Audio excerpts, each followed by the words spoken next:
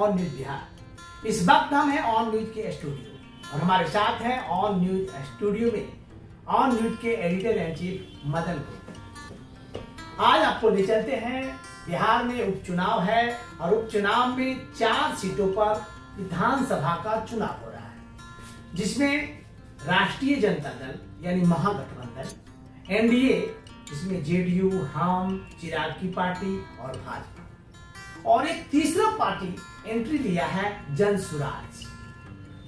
तमाम 3 सीटों पर, लगभग सभी सीटों पर त्रिकोणात्मक संघर्ष की बात हो रही है। अभी आपको सबसे पहले बिहार के गया के इमामगंज सीट से बात करेंगे और वहां जीतन राम मांझी विधायक हुआ करते थे उस सीट पर। और सबसे बड़ा बात है कि इमामगंज में जीतन राम मांझी अपनी प्यारी बहू दीपा मांझी को टिकट दिया है, जो कि एनडीए से उम्मीदवार है। राष्ट्रीय जनता दल की बात की जाए संपादक जी, तो राष्ट्रीय जनता दल में रोशन मांझी को टिकट दिया गया है। वहीं जनसुराज जो नई पार्टी, न्यूली पार्टी है, प्रशांत किशोर जी का सोच है एक नया विचारधारा लेकर, उन्होंने डॉक्टर जितेंद्र पासवान जो स्थानीय चिकित्सक हैं और काफी जाने माने लब्ध प्रतिष्ठित हैं, उनकी पत्नी सैफगंज से मुखिया रह चुकी हैं, तो कुल मिलाकर वहां त्रिकोणात्मक संघर्ष के आसार दिख रहे हैं। तो हमारे साथ हैं मदन गुप्ता जी और इसी पर हम आपको विस्तार से चर्चा करेंगे इमामगंज विधानसभा सीट पर। चलिए, क्या कहना चाहेंगे सर? सबसे पहले ऑन न्यूज भारत के दर्शकों को मेरा अभिनंदन और छठ की शुभकामना।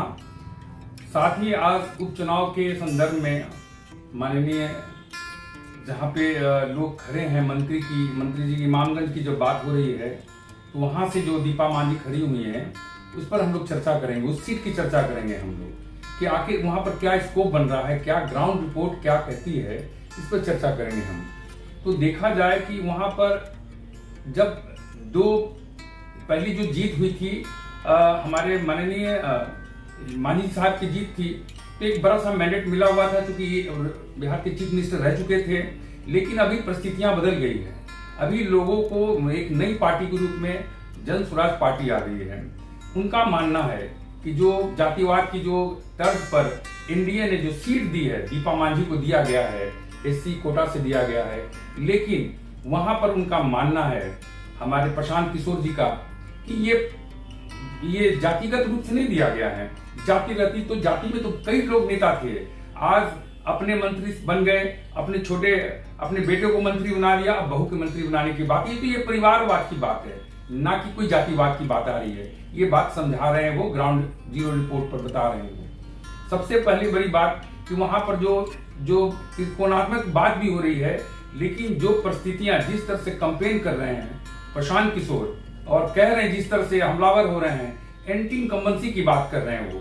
एंटी इनकम्बेंसी में वो कह रहे हैं कि आज लालू के नाम पर आज एनडीए कहती है कि जंगल राज था, तो वो सरकार को, पब्लिक ने आपको 18 साल तक सरकार दिया, बिजली नहीं थी, बिजली आ गई, अब तो रोजगार चाहिए, वो बिजली का बिल भरने के लिए पैसा चाहिए।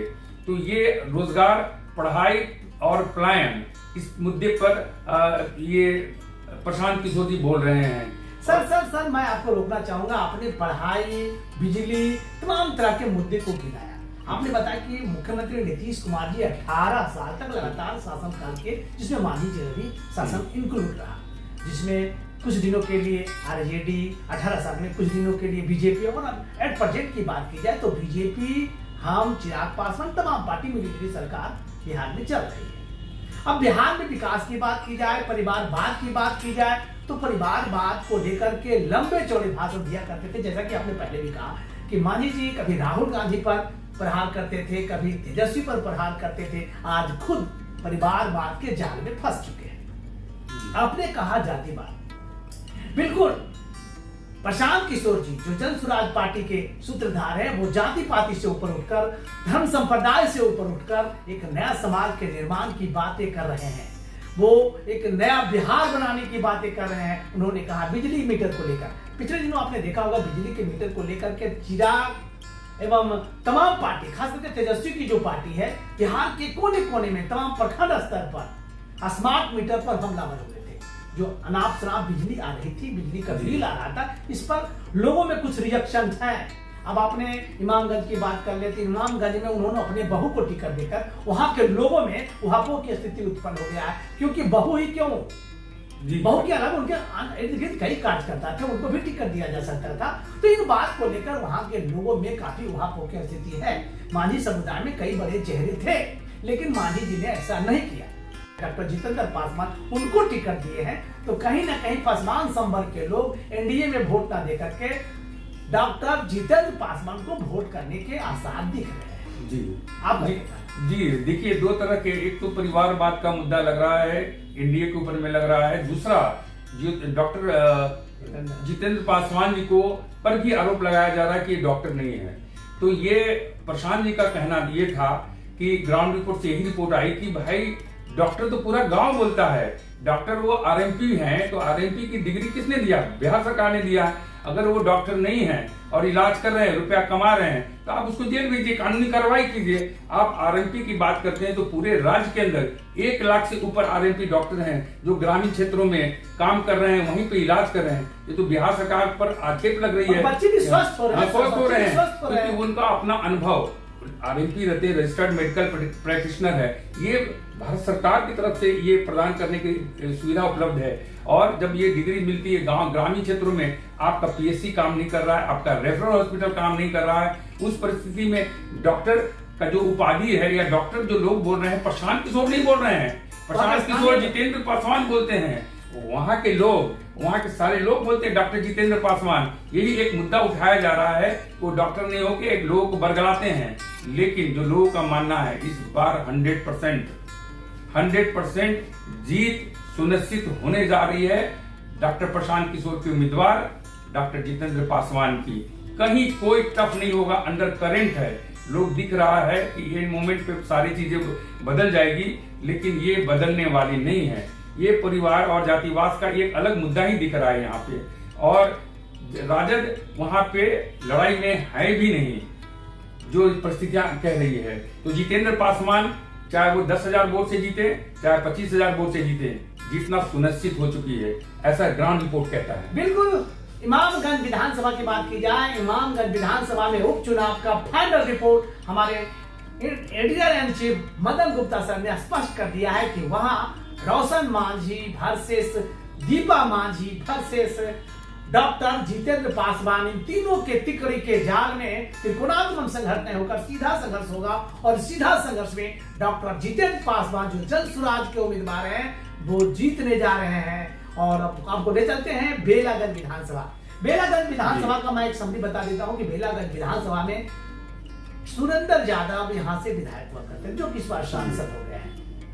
सुरेंद्र यादव जी परिवारवाद के जाल में फंस चुके हैं। उन्होंने अपने बेटा को आरजेडी से टिकट दिलवाया, वो चुनाव लड़ रहे हैं। दूसरी जगह पूर्व एमएलसी मनोरमा देवी जेडीयू के उम्मीदवार हैं, एनडीए के उम्मीदवार हैं। और उनके बारे में एक ऐसा भी कहावत है कि मनोरमा देवी अपने बेटे रॉकी यादव के साथ जा रहे थे और रास्ते में उन्होंने एक ड्राइवर साइड नहीं दिया, तो उन्होंने उतार कर उससे लोगों को गोली मार दी थी। तो ये सबसे बड़ा मुद्दा वहां उछल रहा है।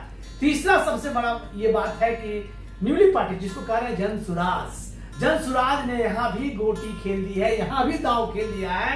यहाँ अमजद साहब को, मोहम्मद अमजद साहब को टिकट दिया है और पूरा कौम, हिंदू, मुस्लिम, सिख, ईसाई, तमाम संपर्क के लोग एकजुट होकर मनोरमा देवी और सुरेंद्र यादव के सुपुत्र के खिलाफ एक कोल बंद हो गया। कहीं ना कहीं यहाँ भी कुछ नया गुल खिलने वाला, क्या कहना है? जी सर, देखिए एक बात कि ये बाहुबली के रूप में रहे हैं और किस तरह से इलेक्शन जीतते थे सबको मालूम है। लेकिन जो अभी परिस्थितियां बदली हुई है, सरकार बदले हुए हैं और यहाँ से सुरेंद्र यादव खुद नहीं है, तो लोगों को, उनके परिवार को उतनी भरोसा होगा कि नहीं होगा पब्लिक को, वो नहीं है। दूसरी चीज कि जब जाति की लड़ाई हो रही है तो दूसरी तरफ जदयू का सबसे बड़ा मजबूत, पैसे से भी मजबूत है और पावर से भी मजबूत है, वो है मनोरमा देवी, जो पूर्व एमएलसी भी रही हैं। लेकिन जहां पर पब्लिक की जब एक बात उठ रही जन सुराज का कहना कि मैं पैसे लेकर नहीं काम पर वोट बांट रहा हूं, मैं किसी बाहुबली को नहीं दे रहा हूं, मैं ऐसे व्यक्ति को दे रहा हूं जो आपके जिंदगी में काम आएगा, आपके बच्चों के लिए जिंदगी संवारेगा और ये जो पलायन है वो रोकेगा।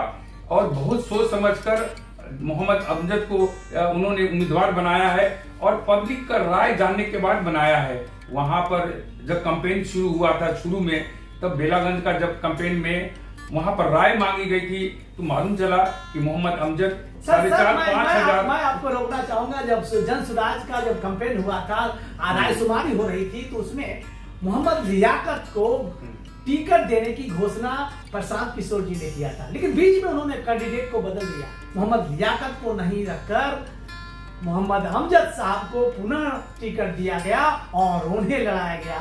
तो कहीं न कहीं एक बार फिर से वहां लोगों में उहापोह की स्थिति हो गई कि लियाकत छोड़ दिए, अमजद खान जी आ गए, तो लोगों को लगा नहीं। दो कारण था। एक तो था कि मुस्लिम बाहुल क्षेत्र है, MY समीकरण को तोड़ना था। उस हिसाब से जब एक बार अनाउंस हुआ, तो जो दूसरे पार्ट जाति के, अग्र जाति के लोग हैं, पिछड़ी जाति के जो लोग हैं, जो गोलबंद हुआ, तो एक बार टिकट अनाउंस तो कर दिए, लेकिन जब उसका रिएक्शन होता था, ये तो प्रक्रिया आपको बीजेपी में भी देखी जाती थी कि एक बार नाम अनाउंस कर दिया और जिसको नाम अनाउंस किया उसको टिकट नहीं मिलना है। ये पहले से ही प्रक्रिया रहती है। एक लिटमस पेपर की तरह उसको टेस्ट किया जाता है कि पब्लिक का मैंडेट क्या जाता है। बाद में जब ओहो की स्थिति जब खत्म हुई, फिर से री बैठक हुई, तो लास्ट में सब लोगों ने एक मत से मोहम्मद अमजद को इसलिए दिया क्योंकि वो जदयू के कैंडिडेट के रूप में रह चुके हैं। जदयू से मात्र 4,500 वोट से वो हार चुके थे, लेकिन उनको अनुभव और लोगों के प्रति उनकी झुकाव भी थी। उसको देखते हुए और अग्र जाति के लोगों ने कहा कि अगर अमजद को देखा जाएगा तो ये बेस्ट परफॉर्मेंस हो जाएगा और यहाँ से हम अपनी सीट निकालेंगे। और मैं दावे के साथ कह सकता हूँ, ग्राउंड रिपोर्ट यही कहती है कि वहां भी जीत सुनिश्चित है, सुनिश्चित नहीं 100% सुनिश्चित है वहां पर। इसके कारण दो हैं। पूरी ताकत जो देखा जाए अगर प्रशांत किशोर की है, जो थर्ड पार्टी में अभी है, क्योंकि एंटी इनकम्बेंसी कोई बात नहीं हो रही है अभी, यही पहला जो है एंटी इनकम्बेंसी की बात कर रहे हैं, तो ये एंटी इनकम्बेंसी की पढ़ाई और पलायन की बात हो रही है। तो फिर ये कह रहे, इन्होंने कहा कि अगर राजद, अगर लालू प्रसाद, अगर सुरेंद्र यादव, अगर यादव की बात करते, तो कोई अगर बहुत काबिल व्यक्ति अगर यादव में खड़ा होता तो मैं अपना कैंडिडेट वापस करता और मैं उनके कैंडिडेट को जिताने की बात करता। ये कहा है और ये हर वक्त कह रहे हैं कि काबिल व्यक्ति को दिया जाए, ना कि कोई बाहुल और बाहुबली को दिया जाए। और ये टिकट बंटवारे में आम आदमी की राय लेकर रायशुमारी करने के बाद ही टिकट दे रहे हैं, एक आम सहमति बनने के बाद। और उनका जो 20 साल से जो अनुभव है, वो अनुभव काम कर रहा है और उस पे अमजद। और पहली बात, दूसरी चीज कि जो इनका जो एक्सपर्टाइज हुआ है एंटी इनकम्बेंसी, वो खास करके मुस्लिम क्षेत्रों में ज्यादा प्रशांत किशोर का पकड़ रही है और उन्हीं के माध्यम से चल रहे हैं। तो ये सारे एंटी इनकम्बेंसी, कास्ट फैक्टर, सांप्रदायिक सब एक तरफ हो जाएगी और यहाँ से जीत जन स्वराज को मिलना निश्चित है। तो आप सुन रहे थे ऑन न्यूज बिहार के editor in chief Madan Gupta sir. उन्होंने इमामगंज विधानसभा एवं बेलागंज विधानसभा से स्पष्ट कर दिया कि इमामगंज विधानसभा में जीतन राम मांझी अपने बहू को जिताने में असफल रहे, जबकि दूसरे स्थान पर रहने वाले आरजेडी भी बाजी नहीं मान पाए। न्यूली पार्टी जन स्वराज डॉक्टर जीतन पासवान के रूप में एक नया इतिहास कायम करेगा, जैसा कि इन्होंने बताया। बेलागंज में भी एक नया प्रयोग है और बेलागंज में भी सुरेंद्र यादव को राष्ट्रीय जनता दल ने टिकट दिया है। सुरेंद्र यादव भी परिवारवाद से ग्रसित है और यहाँ मनोरमा देवी को एनडीए ने टिकट दिया है। तो हाँ, मनोरमा देवी पर भी दबंगता का आरोप है। उनके बेटे के द्वारा रोड में साइड नहीं देने पर गोली मारने का आरोप है। तो यहाँ भी उनके खिलाफ बहुत सारे बातें हैं। अमजद खान को टिकट दिया गया है जयसुराज की ओर से और तमाम संवर्ग के लोग, हिंदू, मुस्लिम, सिख, ईसाई एक रूप होकर यहाँ एक परिवर्तन चाह रहे हैं और कुल मिलाकर इमामगंज और बेलागंज से जन स्वराज झंडा फहराएगा, ऐसा प्रतीत हो रहा है। देखते रहिए ऑन न्यूज बिहार।